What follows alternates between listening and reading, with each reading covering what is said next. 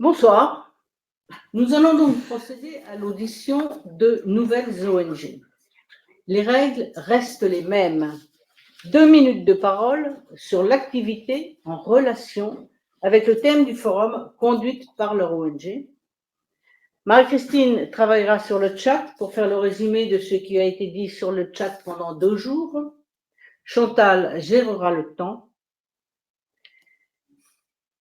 Nous pouvons commencer avec Andrea Lapeña, Lifelong Learning Platform, que j'appelle à s'exprimer, mais je demande à Alexandre Ginoyer du World Committee for Lifelong Learning de se préparer à intervenir. Merci, Andrea. Merci de me donner la parole aujourd'hui. Je vous remercie d'autant plus que mon ONG a reçu son titre de partenaire officiel de l'UNESCO cette année uniquement, enfin cette année seulement. Donc pour nous, nous découvrons le travail en collaboration avec l'UNESCO et avec vous tous. Et je souhaitais vous dire quelques mots de qui nous sommes. Je représente la Life for Learning Platform, une ONG parapluie qui rassemble plus de 40 ONG européennes engagées dans le domaine de l'éducation. Nous voulons offrir des opportunités d'apprentissage tout au long de la vie et que cela devienne une réalité pour tous, et parce que nous savons que l'accès à l'éducation permet une vie meilleure.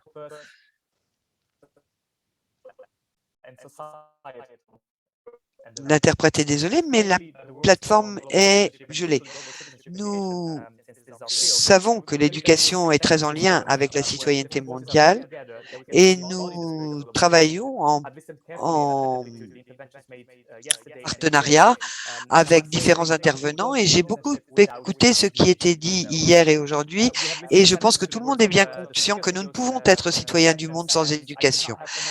J'ai entendu les mots de Ban Ki-moon hier qui disait combien l'éducation informelle était également importante pour que nous puissions tous devenir citoyens du monde. Et je suis tout à fait d'accord avec ce qu'il disait. Autre chose très importante, c'est que l'éducation nous permet d'avoir un esprit critique et d'envisager le monde différemment. C'est la raison pour laquelle nous sommes également en lien avec d'autres réseaux et d'autres associations qui essayent de promouvoir les ODD et notamment l'ODD numéro 4. À la fin de cette courte présentation, je voulais vous rappeler ce que dit l'ODD 4.7 qui encourage à l'acquisition de compétences et de connaissances par l'éducation au développement durable, aux droits humains, à l'égalité des sexes et à la citoyenneté au monde.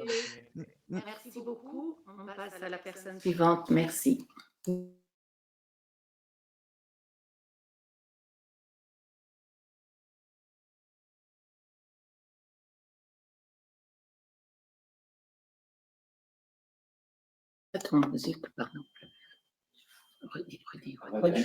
María Teresa Saldaña, Fundación Cultural México. Los conciertos necesarios para apoyar al... Hola, ¿cómo están? Muy buenas. Bonjour. Muy buenos días, soy María Teresa Gómez. Bonjour, je suis Maria Teresa Gonès et je travaille au Mexique. Et je voulais vous dire ce que nous faisons dans notre ONG.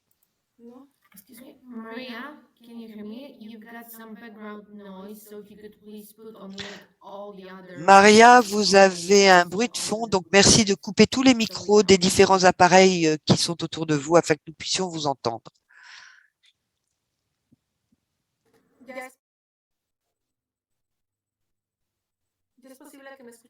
Voilà, vous m'entendez?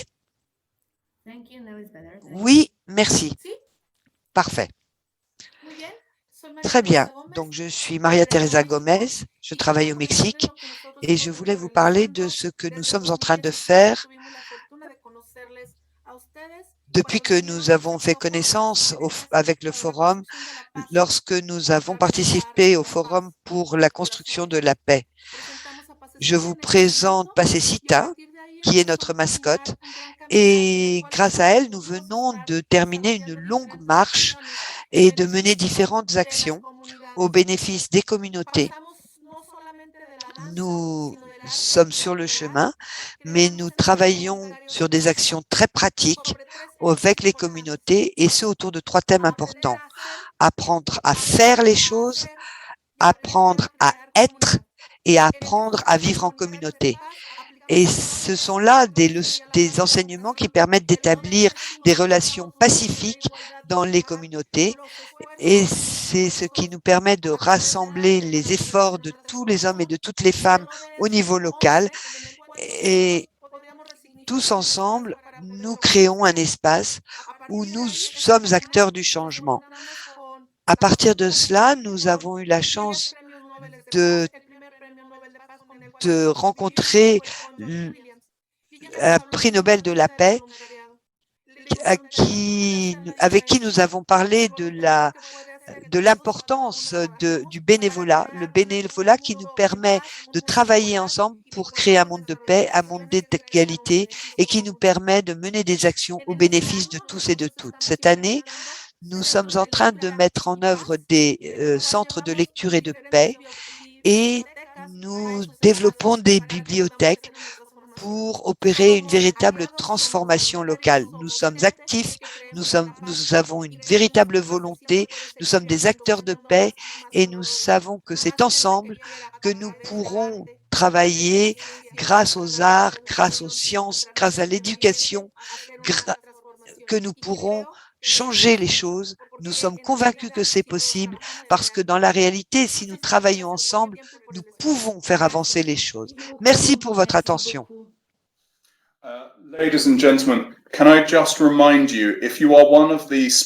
Mesdames et messieurs, puis-je me permettre de vous rappeler, si vous êtes inscrits, et vous allez vérifier vos mails, vérifiez également dans vos spams, et vous avez un mail dans lequel vous allez trouver un lien qui va vous permettre de nous rejoindre. Bien entendu, nous souhaitons que vous puissiez vous exprimer, mais si vous ne nous rejoignez pas via le lien qui vous a été envoyé, c'est impossible.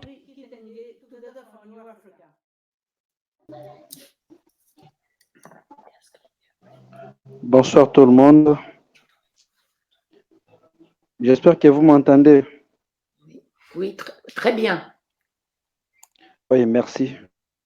Je tiens à remercier les organisateurs de m'avoir accordé cette opportunité. J'interviens à partir de la République démocratique du Congo, dans la province du Kassai central, pour le compte de Together for a New Africa, en français, Ensemble pour une nouvelle Afrique.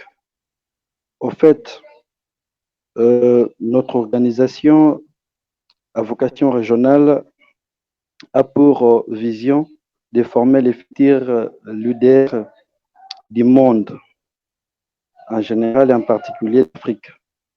C'est pourquoi cette année, nous ne sommes plus basés sur l'éducation. Pour votre information, nous sommes dans une province post-conflit. Le monde le sait bien. On a connu la milice Kamwina Sapo qui a secoué les familles. Et c'est que beaucoup d'enfants sont restés orphelins et il fallait nécessairement penser à leur insertion sociale, de faire leur réintégration. C'est comme ça que nous sommes basés plus sur l'éducation où nous avons appuyé plus de 500 enfants en fourniture scolaire et nous avons appuyé quelques enseignants en matériel didactique. En dehors de ça, nous apprenons aux jeunes l'esprit d'entrepreneuriat. Sur place, nous avons une concession où nous sommes en train de cultiver ensemble avec les jeunes pour savoir comment faire face à la faim qui est en train de ravager notre province en particulier et notre pays en général. Nous avons dit.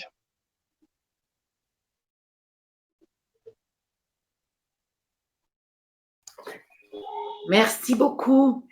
Nous passons à la personne suivante. J'appelle Mariette Verhoff-Cohen, Women for Water Partnership. Good morning, good afternoon. Thank you very much for this opportunity. Bonjour, bonsoir, merci pour cette opportunité. Pour notre part, notre ONG travaille avec l'UNESCO depuis déjà de nombreuses années. Cela fait des années que nous avons ce partenariat officiel, mais pour vous dire ce que nous faisons, eh bien, le monde est en train de rétrécir en quelque sorte. Et pourquoi? Tout simplement parce que nous sommes plus proches grâce à la numérisation et par l'accès facile aux réseaux sociaux. Pour être des citoyens mondiaux, nous devons communiquer et être en lien avec différentes nations qui ont des contextes culturels diversifiés afin que nous prenions conscience et que nous devenions membres de cette communauté internationale. Pour parvenir à cela, nous devons sortir de notre bulle de confort. Notre organisation est un réseau mondial et notre objectif est de responsabiliser les femmes au niveau local, national et mondial et d'éduquer les femmes et les jeunes filles en leur offrant des formations professionnelles pour qu'elles deviennent leaders, actrices du changement au niveau de leur propre communauté. Notre ONG travaille sur les ODD 4, 5 et 6 et nous nous recentrons sur l'inclusion des femmes. Nous voulons leur assurer l'accès sûr à l'eau et à la nourriture. Nous voulons qu'elles puissent vivre dans un monde sûr dans lequel la citoyenneté du monde soit la norme. Notre partenariat et nos membres, y compris Sort Optimiste International, Business International, Business Professional Women International, sont convaincus qu'en coopérant et en permettant aux femmes de se soutenir les unes les autres, notamment pour toutes les questions d'accès à l'eau, c'est comme cela que nous pourrons réussir. Certes, les technologies nous permettent de nous connecter, mais ne perdons pas de vue le fait que 54% de la population mondiale n'a toujours pas accès à Internet. Et nous devons développer de nouvelles stratégies pour nous connecter avec ces personnes également. Et nous espérons pouvoir le faire grâce aux ONG de l'UNESCO. Je vous remercie pour votre attention. J'appelle maintenant Patrick Gallo, Association francophone d'amitié et de liaison. Vous m'entendez? Vous m'entendez?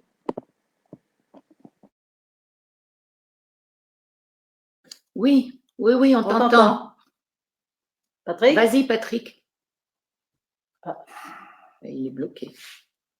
Patrick? Ah. On t'entend très bien. Il est connecté là. Ok. Quelqu'un d'autre. Alexandre Genoyer. Petit problème technique, j'appelle donc Alexandre Ginoyer, World Committee for Lifelong Learning. Oui, on t'entend. Allô? Vas-y, Patrick. On t'entend. On t'entend très bien. Non, voilà. Quelqu'un d'autre. Let's go. Allez-y. Problème technique, j'appelle donc Alexandre Ginoyer, World Committee for Lifelong Learning. Il faut lui dire de fermer. Bonjour. Le Comité mondial pour les apprentissages tout au long de la vie, ONG membre du comité de liaison, dont l'objectif est de faciliter l'accès de tous les apprentissages pour toutes les personnes au monde, quel que soit leur âge et leur situation. Allez-y. Problème technique, j'appelle donc Alexandre Ginoyer, World Committee for Lifelong Learning. Il faut lui dire de fermer. Bonjour. Alexander, can you hear me? Please put on mute every other stage or device you have on because we can't hear all the noise. Monsieur, si vous nous entendez, coupez tous les autres appareils afin qu'il n'y ait pas de boucle. Merci. Demandeurs d'emploi, des migrants et organise un forum mondial tous les 2 ans. Il a entrepris un double mouvement de transformation endogène dans un processus d'amélioration continue et exogène en tissant des liens de plus en plus forts avec de plus en plus de partenaires. À l'instar du précepte de Gandhi, être soi-même dans une démarche de transformation est le meilleur moyen de participer au changement du monde. Le CMA a organisé en 2019 un séminaire sur le thème de la citoyenneté mondiale pour apporter sa contribution aux travaux de l'UNESCO. Il a aussi pris en compte les travaux du Conseil de l'Europe, qui a établi des recommandations en faveur de l'éducation pour la citoyenneté démocratique et à l'éducation des droits de l'homme. Le CMA a trouvé capital de définir des communs à tous les membres de la communauté humaine, un plus petit dénominateur commun universel qui devrait être enseigné et défendu partout dans le monde. Ces communs génèrent des droits et des devoirs. Si les droits des citoyens du monde sont en passe d'être bien identifiés, ils ont été largement énoncés dans ce forum, le CMA met l'accent sur la nécessité de parler des devoirs qui incombent à chaque citoyen pour développer sa responsabilité. Quels sont-ils ? Se respecter soi-même, moralement et physiquement, traiter les autres avec respect, équité, humanité, aider les autres, agir pour leur bien, surtout les plus déshérités. Préserver la planète pour les générations futures. Agir pour la paix à tout niveau, proscrire les discours proférant la haine, l'exclusion, la supériorité des peuples, le racisme.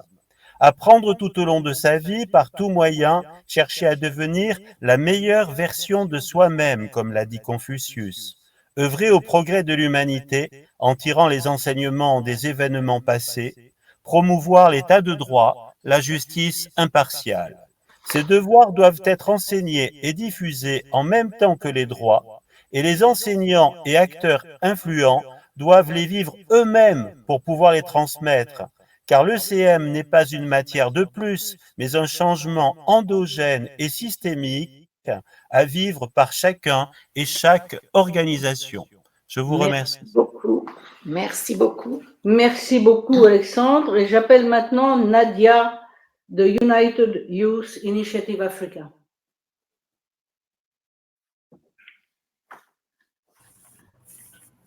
Hello, everyone. I hope we can hear me. Good afternoon to you. Bonjour à tous, j'espère que vous m'entendez bien. Bonjour à tous. Je parle du Ghana. J'aimerais vous parler de mon action. Nous voulons nous mobiliser pour promouvoir des futurs plus durables pour l'Afrique, parce que nous voyons que, il faut œuvrer vers plus de changements. Ce que nous faisons au sein de mon association, c'est que nous essayons de faire des jeunes des ambassadeurs et nous voulons œuvrer pour une éducation à devenir des citoyens du monde. Une initiative et tout un programme que nous avons conçu pour enseigner aux jeunes en Afrique et pas seulement en Afrique comment ils peuvent mettre en œuvre des objectifs de développement durable et être ambassadeurs de changement. En 2019, nous avons lancé notre programme pour la jeunesse. L'idée était d'avoir un impact durable pour les jeunes au Ghana, mais pas seulement pour les jeunes, mais aussi pour les adultes qui se sont lancés dans l'agriculture. Nous avons pu, par ce biais, parler plus d'agriculture durable. Nous avons voulu aussi parler aux communautés plus marginalisées et essayer d'œuvrer vers des vies et des subsistances plus durables. Nous voulons parler d'entrepreneuriat aussi et enseigner à tous la possibilité de se construire, de s'inventer de manière plus durable. Et l'idée, c'est de leur dire à qui ils peuvent s'adresser et dans un appel aux échanges également. Dans le monde entier, ce que nous essayons de faire, c'est d'aider les jeunes au niveau des lycées, parce que nous pensons qu'au Ghana, nous pouvons en fait mettre en œuvre les objectifs de développement durable dans le système éducatif, par l'éducation. Nous sommes tous citoyens, mais nous sommes des citoyens également qui sommes ambassadeurs de changement. Et je suis ravie de pouvoir être ici pour partager nos objectifs, pour faire avancer la citoyenneté mondiale au Ghana. Merci. Merci beaucoup. Oui, si tu m'entends. Oui, oui, on t'entend, Patrick. Bien. Oui, d'abord, je voulais dire que je me réjouissais de pouvoir dialoguer comme ça, par ce biais, avec des participants du monde entier. Mais je veux simplement dire un mot. Il faudrait qu'on se transporte au Costa Rica. Au Costa Rica, vous le savez, il se passe quelque chose d'intéressant, c'est que c'est une énorme réserve de biodiversité et les ONG sur place, en définitive, travaillent au reboisement. Le Costa Rica a été déboisé à 70% il y a à peu près 20 ans et maintenant, il est reboisé à 50%. Et donc, c'est un grand succès pour l'écologie. Et je me suis dit, avec ce forum, je pense qu'il y a quelque chose qui nous oblige à la citoyenneté mondiale, eh bien, c'est bien le problème du changement climatique, de l'environnement, de la biodiversité, parce que ces ONG du Costa Rica, si elles ne sont pas soutenues, si elles ne sont pas interconnectées avec d'autres ONG dans le monde, eh bien, le Costa Rica restera un genre de paradis terrestre. Mais en fait, le reste du monde s'écroulera. Et donc, c'est très important. Je pense que le changement climatique nous oblige, en fait, à cette citoyenneté mondiale. Et la deuxième idée qui m'est venue en écoutant les uns et les autres depuis hier, c'est qu'en définitive, il y a un sujet aujourd'hui préoccupant, c'est les droits humains, c'est les migrants, c'est la montée du racisme, la montée de l'antisémitisme, la montée des intolérances, la montée donc de cette haine des autres. Eh bien, je pense que, en tant qu'ONG partenaire de l'UNESCO, nous sommes privilégiés parce que nous avons des outils à l'UNESCO, la déclaration sur la race et sur les préjugés, la déclaration sur la tolérance, la déclaration sur la coopération internationale, enfin, toutes sortes de textes. On dit souvent que c'est des textes bureaucratiques. Non, ce sont des textes, à mon avis, très importants pour nous et dont nous pouvons nous servir pour justement promouvoir cette citoyenneté mondiale et nous appuyer sur des textes et sur des certitudes. Il y a 50 ans, ça fait maintenant 50 ans que Lévi-Strauss a bien montré qu'il n'y avait pas des races, mais qu'une seule race. Eh bien, il y a encore des gens aujourd'hui qui ne veulent pas l'entendre. Je pense que, précisément, ces textes, le fait que nous soyons liés à l'UNESCO, fait que, précisément, cette citoyenneté mondiale peut s'ancrer sur des textes et sur des certitudes. Et que c'est important pour nous de nous dire que, puisque nous sommes partenaires de l'UNESCO, nous devons travailler étroitement avec l'UNESCO pour faire promouvoir cette citoyenneté mondiale à l'aide de tous les outils que nous donne l'UNESCO. Voilà, merci. Merci Patrick. Et j'appelle maintenant Maria Paola Azario, Forum international des femmes de la Méditerranée. Merci. Bonsoir, vous m'entendez? Oui, on t'entend. Bien. Bonsoir à tous et à toutes. Alors, je me rejoins à mon ami Patrick pour dire bienvenue à tous ceux qui sont avec l'UNESCO depuis longtemps. À partir des préambules de l'UNESCO, on va lire qu'ils sont déjà sur un scénario des citoyennetés mondiales. L'UNESCO ne parle pas des peuples différents, mais parle de l'âme des hommes et des femmes. Et alors, c'est dans les âmes des hommes et des femmes qu'il faut bâtir les défenses de la paix, de tous les hommes et de toutes les femmes qui sont dans tous les mondes entiers. Pour ce qui concerne le travail du Forum des femmes de la Méditerranée, on a toujours pensé, à partir de la naissance en 1992, que parmi le dialogue, la citoyenneté méditerranéenne avant tout, mais aussi la Méditerranée mondiale, peut être utile, facile à rejoindre avec des activités qu'on peut mener, on peut nous apporter la responsabilité de nous mettre ensemble aux autres et être avec les autres des citoyens qui, pendant chaque jour, font son devoir, font son propre destin et même le destin des autres qui sont autour de lui ou d'elle. Et alors, pour ça, il faut être toujours prête à faire des recherches et à chercher toujours la situation la meilleure. Mais pour le faire, il faut surtout avancer pour ce qui concerne les domaines de la science et ce qui concerne l'égalité des genres. Les femmes ont été toujours dans l'histoire des personnes qui ont été à côté des hommes, mais pas toujours ont eu la même responsabilité et surtout la même visibilité et la même conscience d'elles-mêmes. Et alors, nous avons comme activité des forums de femmes de la Méditerranée, surtout cette année, que la science nous a démontré que le Covid n'a pas besoin d'avoir des forums pour connaître son universalité, mais il faut connaître très bien la science et faire avancer surtout les femmes et les filles dans le domaine de la science, qui est un domaine très important et qui nous donne la possibilité de nous connaître mieux. Alors, merci beaucoup. Notre temps est écoulé. Merci beaucoup. Merci beaucoup. Vous pouvez la laisser finir. Je remercie infiniment tous nos amis des ONG qui ont montré en quelques secondes leur intense activité permettant un jour d'atteindre la citoyenneté mondiale.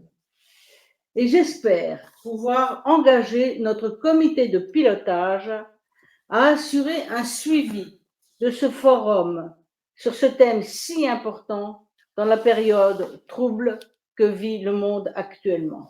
Je vous remercie.